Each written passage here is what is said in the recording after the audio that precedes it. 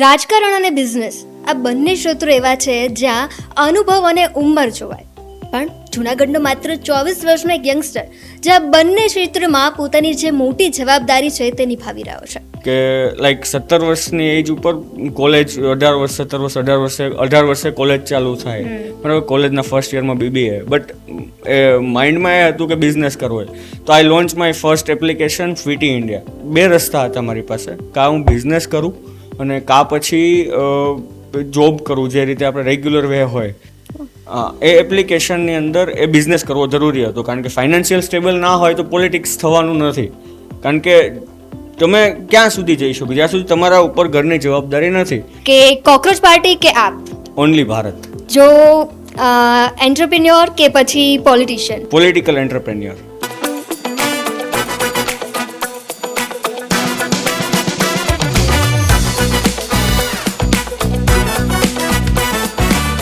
Hi hello, welcome to Growth Now news.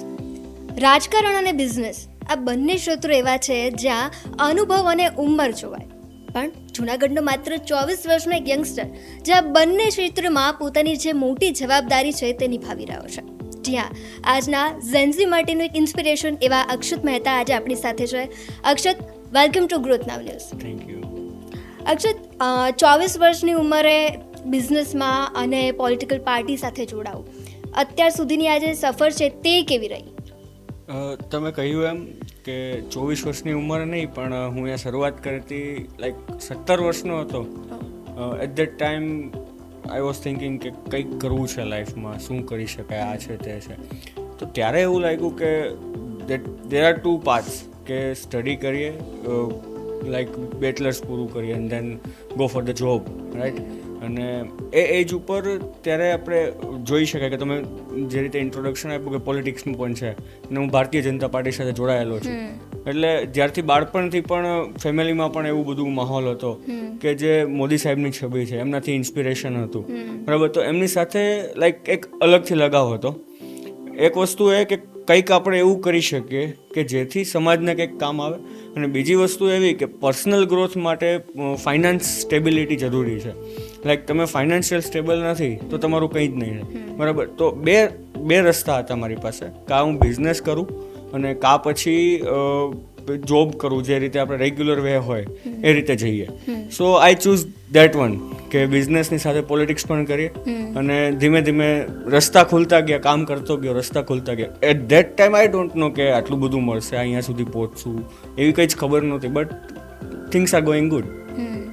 હવે તમે બીજેપીની political પાર્ટીમાં જોડાયા છો, તમારે ઓફકોર્સ કે સિનિયર નેતાઓ સાથે ડીલ કરવાની થાય, તો ક્યારે એવું થાય કે અક્ષતને કે કંઈક પોઈન્ટ મૂકવો હોય તો વિચાર કરવો પડે કે આ કેવું કે ના કેવું? ના, એવું થતું નથી, કારણ કે પહેલેથી જ ફિયરલેસ સ્વભાવ રહ્યો છે. હું તમને મારી ફેમિલી બેકગ્રાઉન્ડની વાત કરું તો દાદા મારા પોતે કથાકાર હતા. એટલે લાઈક બોલવાની સ્પીચ એમની પાસેથી, મમ્મી પાસેથી સારું બોલવું. શ્રીમદ ભાગવત કથા છે, પછી ભાગવત ગીતાજી છે, રામાયણ છે, આવું બધું સાંભળવું, બોલવું, મહાભારત જોવી, આવું બધું પહેલેથી ગમતું હતું. અને પહેલેથી જ અંદરથી ફિયરલેસ સ્વભાવ રહ્યો છે. અને પ્લસ કેવું થયું કે 17-18 વર્ષની ઉંમર તો બાળપણ હોય, હજી એટલી મેચ્યોરિટી ના હોય તમારી અંદર કે ક્યાં શું બોલવું જોઈએ, કેમ રિએક્ટ કરવું જોઈએ. જસ્ટ એક કોન્ફિડન્સ હતો, અને ટેકનોલોજી ત્યારે ગ્રોઈંગ હતી, બરાબર. તો એ એજ ઉપર જ્યારે ટેકનોલોજીનો ગ્રોથ થતો હતો, ને ટેક સેવી માણસ છું, મેં મારો બિઝનેસ પણ ટેકનોલોજીમાં કરું છું. અને ભારતીય જનતા પાર્ટીમાં મેં જે કામ કર્યું છે as a social media convener તરીકે કામ કરેલી જવાબદારી હતી મારી, બરાબર. એ 19 વર્ષની ઉંમરે આખા ઇન્ડિયામાં મે બી કોઈ નહીં હોય, પણ 19 વર્ષની ઉંમરે આખા મહાનગરની જવાબદારી મળેલી હતી. તો ત્યારે એમ થયું કે ના, કંઈક કરી શકીએ. પણ મને ઓપોર્ચ્યુનિટી શું કામ મળી? તો એની પાછળ બે કારણ છે.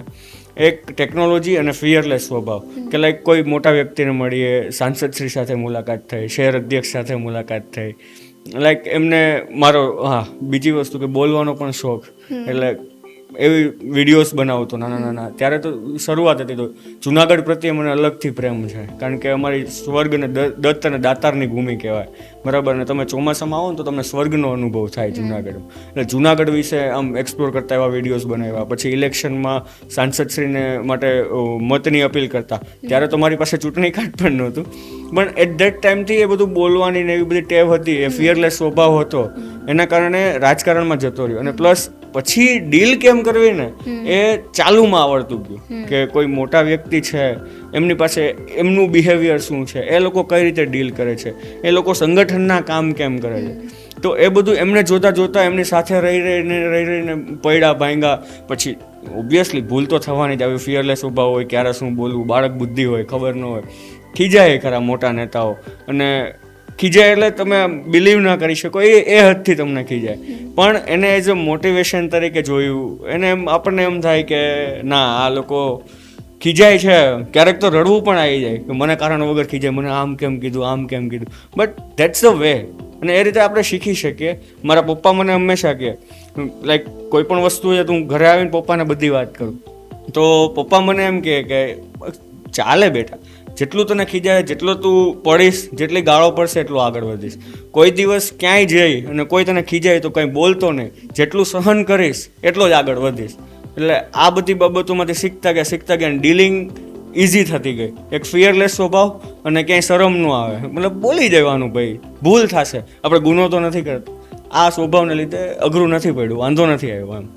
એટલે એ જ કે એક 17 વર્ષથી અત્યારે 24 વર્ષ સુધી, એટલે ક્યાંય એવું વસ્તુ એવું થઈ કે અહીંથી કે ભાઈ અક્ષત પહેલાં આવો હતો ને આ ટર્નિંગ પોઈન્ટ છે જ્યાંથી એ ચેન્જ થયો? હા, એવું બહુ બધી વાર થયું છે કે લાઈક 17 વર્ષની એજ ઉપર કોલેજ, 18 વર્ષે કોલેજ ચાલુ થાય, બરાબર, કોલેજના ફર્સ્ટ યરમાં BBA. બટ એ માઇન્ડમાં એ હતું કે બિઝનેસ કરવો હોય, તો I launch my first application ફિટી ઇન્ડિયા.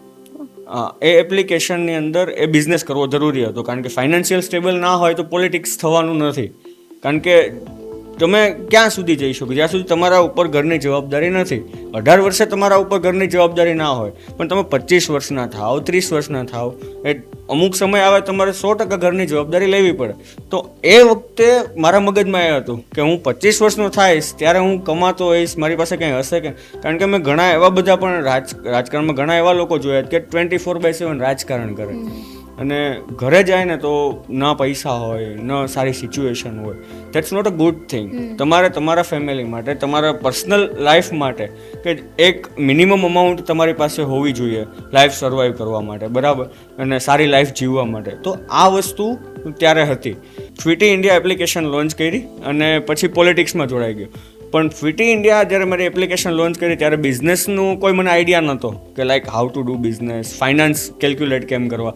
મારા એક સારા ફ્રેન્ડ હતા, એમને મેં કીધું કે આપણે પાર્ટનરશિપ કરીએ. ત્યારે 1 લાખ રૂપિયાનું રોકાણ હતું, જાજુ રોકાણ નહોતું, પણ એટ ધેટ ટાઈમ 1 લાખ રૂપિયા ઘરેથી ટ્રસ્ટ કરે, કારણ કે કોલેજમાં હજી ફર્સ્ટ યરમાં એડમિશન લીધું હોય, બરાબર, 1 મહિનો થયો હોય, અને ઘરે પણ એ લોકોને કોઈને વિશ્વાસ ન હોય કે બિઝનેસ કરશે કે શું કરશે.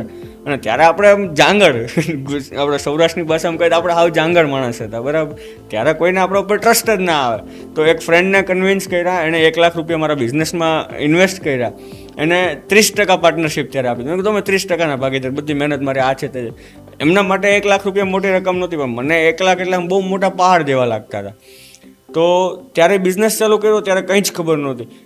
દુકાને જાઓ, સાહેબ અમારી એપ્લિકેશન છે, તમારે આ લેવી જ, આખા વાર તહેવારની પોસ્ટ ને વિડીયોઝ ને આખા વર્ષને તમારે અનલિમિટેડ આવશે, 5000 રૂપિયામાં આખું વર્ષ તમને આપી દઈશ. આવું સુરત જાઓ, અમદાવાદ આવું, રાજકોટ જાઓ, જેટલા બધા કોમર્શિયલ્સ હોય એમાં ઓફિસીસ હોય, પછી આરો પ્યોરિફાયર, સ્કૂલિંગ ને આ અંતે ને એવું બધું જતો. ઘણી જગ્યાએ ગાળો દે, આ છે તે, ટૂંકમાં આડાવડું બધું બોલે. અને પછી એની સાથે સાથે પોલિટિક્સમાં પણ એ રીતે કે મેં તમને કીધું એમ કે વડીલો બધા ખીજાતા, બરાબર, મન ફાવે એમ કહેતા. અને એની સાથે સાથે મારા મમ્મી મને ભગવાનમાં ભરોસો કરવો, ટ્રસ્ટ ધ પ્રોસેસ, બરાબર, કે છે ભાઈ ભગવાન, મહાદેવ છે, સાચવી લેશે. આ બધી પ્રોસેસ અને લોકોની ગાળો ખાઈને રોજ, હા એક વસ્તુ કે રોજ નવી ભૂલ કરવાની, જાયગા ત્યાંથી સવાર સુધી ટૂંકમાં રોજ નવી ભૂલ કરવાની, અને એક નિયમ કે બીજી ભૂલ ક્યારે રિપીટ ના કરવી. એટલે આ ટર્નિંગ પોઈન્ટ, અને આ બિઝનેસ ફેલ ગયો પાછો મારો. ફિટી ઇન્ડિયા જે છે, ફાઇનાન્શિયલ કેલ્ક્યુલેશન્સ નહોતા, કંઈ ખબર નહોતી પડતી માર્કેટિંગ કેમ હોય, ટેકનોલોજી કંપની કેમ હોય. મને જસ્ટ ખબર હતી કે કામ કરવું. એની સિવાય ટેકનોલોજી શું છે, એડવર્ટાઇઝમેન્ટ થિંગ્સ શું છે, બ્રાન્ડ ડેવલપમેન્ટ શું છે, આઈ ડોન્ટ નો એનીથિંગ. બટ એમાંથી એ કરતાં શીખતો ગયો, સારા માણસોને મળતો ગયો, સારા બિઝનેસમેન્સને મળતો ગયો, પોલિટિશિયન્સને મળતો ગયો, ત્યારે ખબર પડી કે બ્રાન્ડ ડેવલપમેન્ટ શું કહેવાય. અને આ સ્ટ્રગલને લીધે લાઈફ ચેન્જ થતી ગઈ. અને ફેલિયર્સને કારણે જેટલું પણ કામ કર્યા ને બધામાં ફેલિયર્સ આવ્યું, તો એમાંથી શીખવા મળ્યું. એટલે એ જ કે અક્ષત, હવે કોઈ યંગસ્ટર છે જેને તમારી જેમ જ બિઝનેસ ચાલુ કરવો છે, તો એને તમે શું સલાહ આપશો કે આઈડિયા મોટો હોવો જોઈએ કે એની પાસે પૈસા? આઈડિયા પણ મોટો ના હોવો જોઈએ, પૈસા પણ મોટા ના હોવા જોઈએ. તમારે જે હોવું જોઈએ ને તમારી અંદરની ધગસ, આપણા મમ્મી પપ્પા છે, આપણા વડીલો આપણને કહેતા હોય વારંવાર કે તમારી ધગસ છે ને એ તમને ઓટોમેટિક બહાર દેખાય. બરાબર? કે તમને લાઈક તમે એન્કરિંગ કરો છો, right? You are the news host and everything. So તમને અંદરથી એવું છે કે યુ વોન્ટ ડુ ધીસ. બરાબર? એટલે તમે આના માટે ગમે એટલો સંઘર્ષ કરવા તૈયાર, તમને કામ કરવાની મજા આવશે. તમે જ્યારે સંઘર્ષ કરવા તૈયાર હોય ને કે ગમે આવશે, વાવાઝોડું આવશે તો હું ઊભો રહીશ ભાઈ, ત્યારે કામ કરવાનું, ત્યારે તમને 100% સફળતા મળે. હા, તમને આઈડિયા ક્યારે મોટો આવે? તો કે તમે જ્યારે વર્ક કરતા હોય, કંઈક કરો, કંઈક જોવો, 500 નવા લોકોને મળો, બરાબર, મોટું કલ્ચર જુઓ, એમાંથી ઓટોમેટિક આઈડિયા આવવાનો છે. એમાંથી મહેનત કરતા રહ્યો, રોજ અપગ્રેડ કરતા રહ્યો. બિઝનેસ કરવા માટે બહુ મોટા આઈડિયાની આજે જરૂર નથી. આજ તો એઆઈનો યુગ છે. You can go and search કે કયા બિઝનેસની નીડ છે, બરાબર. પછી તમે ઘણું એવું બધું કરી શકો કે કઈ રીતે બિઝનેસ ચાલશે, કઈ રીતે પોલિટિક્સમાં if you want to enter, બરાબર. તો એ ત્યાંથી તમને મળી જાય. પણ જસ્ટ તમારી અંદરની ધગસ અને મહેનત એટલે 100% સફળતા મળે. સૌજી કાકાનું મને એક કોટ યાદ છે, તમે ચોંટી જાઓ. સૌજીભાઈ તોડકે આપણે પદ્મશ્રી જે છે એ વારંવાર કે તમે ચાલુ કરો, નીકળી જાઓ. એકવાર નીકળી ગયા ને તો પછી તમે ક્યાંક પહોંચશો. પણ ઘરે રહેશું ને આઈડિયા આવે અને એમાં એક્ઝિક્યુશન ન કરીએ તો એનું કોઈ કામ છે નહીં. હવે પોલિટિકલ પાર્ટી સાથે જોડાવું ને બિઝનેસ કરવું, તો ક્યારે એવું ફેસ કરવાનું આવ્યું કે કોઈ એમ કે ભાઈ આ તો નાનો છોકરો છે, લાઈક એવી રીતના કોઈ લાઇટલી લીધું હોય એમ? જો લાઇટલી છે ને, મને મારા કામથી કોઈ દી નથી લીધો, પણ મને એક રીતે લાઇટલી લે અને એમાં મને ફાયદો પણ થાય છે. એનો ફાયદો મને એ થાય કે હું ભૂલ કરું ને તો બાળક છે ભાઈ, થાય, છોકરાથી ભૂલ થાય. આવો મને ફાયદો મારા બિઝનેસમાં મળ્યો છે અને પોલિટિક્સમાં મળ્યો છે. પણ જ્યારે હું સારું કામ કરું અને એક વ્યવસ્થિત સારા નેતા તરીકે, સારા બિઝનેસમેન તરીકે કામ કરું તો એપ્રિશિએશન મળ્યું છે કે આટલી નાની ઉંમરમાં આ છોકરો આવું કરે છે. લાઈક મેં આવું ઘણા સામે જોયેલું છે. અને ભૂલ થાય તો ખીજાય, પોતાનો છોકરો એમ ખીજાઈ દે કારણ કે ઉંમર નાની છે અને આપણને ખોટું ન લાગે. એટલે એનો તો ફાયદો જ થાય. નાની ઉંમરમાં લોકો તમને સિરિયસ પણ લે. જો તમે તમારી કામમાં સિરિયસતા હોય, તમને તમારી અંદર સિરિયસતા હોય તો લોકો તમને સિરિયસ લેવાના છે. અને આવું કંઈક સિચ્યુએશન આવી તો મોટિવેશનલ થેરાપી શું હોય કે ભાઈ આ વિચારું કે આ કંઈ કરું તો મને ઓલ ઓકે થઈ જાય? મોટિવેશનલ થેરાપી કરતાં પણ મારા પપ્પા ઓબ્વિયસલી, કારણ કે પહેલેથી મારી લાઈફના અપ્સ ડાઉન્સ બધા એમની સાથે મને શેર કરવાની ટેવ. સાંજે પપ્પા ઘરે આવે સાઇટ ઉપરથી એટલે પપ્પા સાથે બેસવાનું, વાત કરવાની, પપ્પા આમ થયું. આજે તમને ખબર, અત્યારે તમારી પાસે પોડકાસ્ટમાં આવ્યો, 24 વર્ષની હું ભલે મોટો થઈ ગયો, બરાબર, પણ આજે પપ્પાને ખબર છે કે હું અહીંયા આવ્યો, શું બોલીશ, શું બોલ્યો, બહાર નીકળીને એની સાથે વાત કરીશ. જે ભૂલ થાય, સારું થાય, ખરાબ થાય, પપ્પા સાથે બેસી લો, તમારા બધા ટેન્શન પૂરા. પેલું રાજભા ગઢવીએ નથી લખ્યું કે ઉપાધિ કોઈ તું કર્મ, હજી હું તારો બાપ બેઠો છું. બસ મારે એ જ સિચ્યુએશન છે, એ જ મારી થેરાપી છે. That's my therapy, my dad. અને અત્યારે લાઈક સોશિયલ મીડિયા પર ને નોર્મલ પબ્લિક પણ વાત કરતી હોય કે ભાઈ રાજકારણમાં આવે એટલે નેતા પાસે પૈસા જ પૈસા હોય. તો અક્ષત માટે રાજકારણ શું? કરિયર ઓપ્શન, સેવા, કે પછી કંઈક ચેન્જ કરવાનો એક રસ્તો? મારા માટે રાજકારણ એટલે શું ને, તો વડાપ્રધાન શ્રી નરેન્દ્રભાઈ મોદી સાહેબે આપણને મિશન આપી દીધું છે 2047 વિકસિત ભારત. બરાબર, વિકસિત ભારતમાં જેનઝી ક્યાં યુઝ આવી છે, જેનઝીનો જે પાવર છે એ ઉપયોગમાં ક્યાં લાવી શકે, ધેટ્સ માય મોટો. અને મને હંમેશા માટે યુએસના રસ્તા જોઈને, યુએસની ટેકનોલોજીસ જોઈને, નો ડાઉટ ઇન્ડિયાની ટેકનોલોજી અત્યારે ખૂબ આગળ વધી રહી છે અને ઇન્ડિયા ટેકનોલોજીમાં, સેમિકન્ડક્ટર્સમાં બધી જગ્યાએ ખૂબ સારું ઇન્ફ્રાસ્ટ્રક્ચર આપણું કેટલું ફાસ્ટ ડેવલપ થઈ રહ્યું છે. દેન બુલેટ ટ્રેન્સ આવે છે, અમદાવાદની અંદર કોમનવેલ્થ આવે છે, ઓલિમ્પિક આવે છે. લાઈક ઇન્ડિયાનું ઇન્ફ્રાસ્ટ્રક્ચર ગ્રો કરે છે, પણ એમાં જેનઝી ક્યાં આવી શકે? એક યુથ, આખી મુવમેન્ટ, આખો યુવા ક્યારે જોડાય? મોદી સાહેબે કીધું હતું કે 1 લાખ યુવાનોની રાજકારણમાં જરૂર છે. અને મોદી સાહેબ શું કામ આવું બોલ્યા? કારણ કે એને ખબર છે એક એનર્જી યુવા પાસે છે, એક એજ્યુકેશન જે એમ ડિગ્રી નથી કહેતો હું, એજ્યુકેશન ઇન ધ સેન્સ કે નોલેજ જે છે યુથ પાસે છે. આપણું યુથ બધું રિસર્ચ કરે છે. અત્યારે તમે જોશો તો ઇઝરાયલ ઈરાન વોર છે, પછી રશિયા યુક્રેન વોર છે, તો દરેક જેનઝી જે છે, દરેક યુથ જે છે એમને બધાને માહિતી ખબર છે. અને યુથ અત્યારે જીઓપોલિટિક્સમાં ઇન્ટરેસ્ટ લેવા માંડ્યું છે. યુથ જે આપણું જે છે એ આપણા વૈદિક પુરાણોમાં જોવા માંડ્યું છે, બિલીવ ઇન અ ગોડ. આ જેનઝી બધા like that's a good thing for us. અને આપણું કન્ટ્રી વિકસિત બનશે ને બનશે, પણ એના પાયાના સૂત્રધાર એ આપણે જેનઝી લોકો હશું, આપણે યુવાનો હશું. તો એના માટે આ યુવાનો, મને એવો શોખ હતો કે લાઈક યુવાનોનો નેતા કહે ને તો અક્ષિત હોવો જોઈએ. આવું આપણે સપના તો જોતા જ હોય. તો લાઈક મારા માટે વિકસિત ભારત અને આપણો દેશ કોઈ ઇન્ડિયા નામ લે તો સૌથી પહેલાં ભારત અને આખા વિશ્વમાં કોઈને પણ ટ્રસ્ટ કરવો હોય તો ઇન્ડિયન પબ્લિક ઉપર કરી શકે, ચાઇનીઝ ઉપર નથી કરી શકતા, નથી યુએસ ઉપર કરી શકતા. એટલે મા ભારતીની સેવા કરવા માટે મારા માટે રાજકારણ છે. હવે મને છે ને મારો પોડકાસ્ટ એક સવાલ વગર તો અધૂરો જ લાગે, અને એ છે કોકરોચ પાર્ટી. કોકરોચ પાર્ટીનો શું કહેવાય, એક શું ખેલ છે, એનો માસ્ટર સ્ટ્રોક શું છે એ જાણવું છે મારે. કોકરોચ જનતા પાર્ટી આમ જોઈએ ને તો એનઆરઆઈ ઇન્ફ્લુએન્સર્સો બધા કે જે એસી રૂમમાં બેસી અને યુવાનોને સલાહ સૂચન આપતા હોય. એટલે તમે ધ્રુવ રાઠી જોઈ લો કે જે પોતે જર્મનીમાં રહી છે, એની જર્મન વાઇફ સાથે એકદમ લક્ઝરિયસ લાઈફ જીવે છે, બરાબર. પછી અભિજીત જે છે એ યુએસમાં સોફ્ટવેર ડેવલપર છે, બરાબર. એ સોફ્ટવેર ડેવલપર છે, ત્યાં ડોલરોમાં કમાણી કરે છે. પછી એનો પેલો પ્રમોટર છે અર્પિત શર્મા, બરાબર, એ ઓસ્ટ્રેલિયામાં છે અને એન્જિનિયર છે, અને ત્યાં પણ ઓસ્ટ્રેલિયન ડોલર્સમાં કમાણી કરે છે. આ બધા પોતાની લક્ઝરિયસ અને વેલ સેટલ લાઈફ જીવે છે, બરાબર. અને ત્યાંથી બેસી અને ઇન્ડિયાની વિરુદ્ધમાં ઇન્ડિયાના યુવાનોને રોડ ઉપર લાવ્યું અને પોલીસના દંડા ખાય, દેશની અંદર શાંતિનો માહોલ બગડે. આવું બધું લાઈક એક નેગેટિવિટીનો પાર્ટ છે. પણ આપણો યુવા જે છે, જેનઝી જે છે, અને તમે કોકરોચની અંદર જોશો ને તો મિલિયન્સ ઓફ ફોલોવર્સ આટલા દિવસમાં થઈ ગયા. પણ એમાં મેં ઘણા ફોલોવર્સ એવા જોયા કે જે ખાલી ચેક જ કરતા હતા કે આના ફોલોવર કેટલા વધે છે. હમણાં ઘણા ફોલોવર્સ ઘટ્યા, બરાબર. અને એમાં બોટ્સ ફોલોવર છે, ઘણું બધું છે. લાઈક એક ફેક નેરેટિવ્સ ચલાવવું, દેશના યુવાનોને કેમ રોડ ઉપર લાવવા, દેશમાં અશાંતિનો માહોલ કેમ ઊભો કરવો, આ બધું એક ટૂલ કિટ છે, એન્ટી નેશનલ ટૂલ કિટ છે. તમે જોશો તો આપણું પેલું કૃષિ આંદોલન આવ્યું હતું, ત્યારબાદ અગ્નિવીર આંદોલન આવ્યું હતું, બરાબર. આ બધી એક ટૂલ કિટનો ભાગ બને છે, બરાબર. આ ટૂલ કિટનો ભાગ વારંવાર ઇન્ડિયાની શાંતિ કેમ બગડે, જેથી ઇન્ડિયાનો ગ્રોથ ઊભો રહી જાય, એ આ કોકરોચ એમાંથી એક માનું છું. અને ભાઈ કોકરોચવાળા, ભાઈ તમને કોઈ સિરિયસ નહીં લેતું. જેનજીઓ છીએ અમે લોકો, ડેટા ઉપર બિલીવ કરવાવાળા માણસો છીએ, તો આ બધી વાતમાં અમે નહીં આવીએ. આ તો કેવું હોય ખબર, આજે મેં કંઈ બોલી દીધું, વિડીયો મારો ચાલી ગયો, અને પેલું ઘણી બધી રીલ્સો પણ આવી જાય. આપણને ખબર જ છે કે આ ટાઈમ પાસ જ છે, એ રીલ્સ મિલિયન્સ ઓફ વ્યૂઝમાં આવી જાય છે, બરાબર. તો that's a millions of views, that's not a part of the growth. તો ચાલે, એને સિરિયસ નહીં લેવાના. કીડા મકોડા છે, ગટરમાં જ સારા લાગે, ગટરમાંથી નીકળેલા છે, ગટરમાં ભળી જશે. બસ કોકરોચ મારા માટે આ છે. બસ આપણે વાતચીત કરી લીધી, હવે છે ને એક રેપિડ ફાયર જેવો એક આપણે નાનો રાઉન્ડ રમીશું, બરાબર. કે કોકરોચ પાર્ટી કે આપ? ઓનલી ભારત. જો એન્ટરપ્રિન્યોર કે પછી પોલિટિશિયન? Political entrepreneur.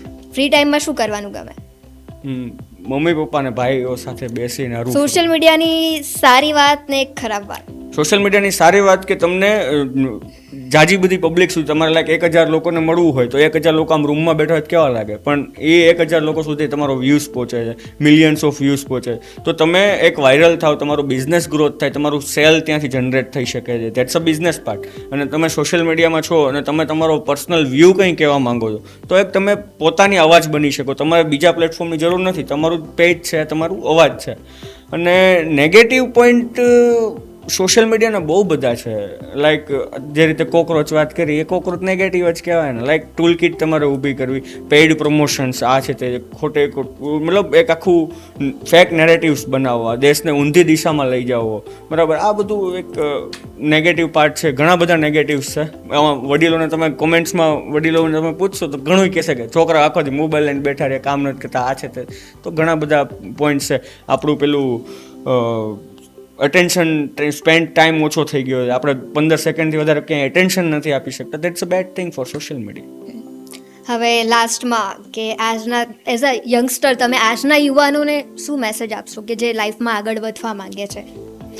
આજના યુવાનોને સલાહ આપવાની કોઈ જરૂર નથી, અથવા તો હું એ લેવલનો વ્યક્તિ નથી કે હું સલાહ આપું, પણ છતાં હું ઓળખું છું ને યુવાનોને ત્યાં સુધી કે આપણા દેશનો યુવાન કોઈ ખોટી વાતોમાં ના આવે, હંમેશા મહેનત કરતો રહે અને પોતે કોણ છે અને ક્યાં જવા માગે છે એ નીતિ સાથે, ધર્મ સાથે અને દેશમાં ક્યાં આપણે કોન્ટ્રીબ્યુટ કરી શકીએ, આપણા દેશને કઈ રીતે વિકસિત ભારત બનાવી શકીએ અને એની સાથે સાથે આપણા દેશને કઈ રીતે આપણે નંબર 1 બનાવવો વિશ્વમાં, ધેટ્સ ઓનલી. આ આપણા દિલમાં રહેવું જોઈએ અને ભારત પ્રથમની ભાવના જ્યારે આપણા દેશના યુવાનોમાં હશે ત્યારે સારું કામ કરશે અને કરશે જ.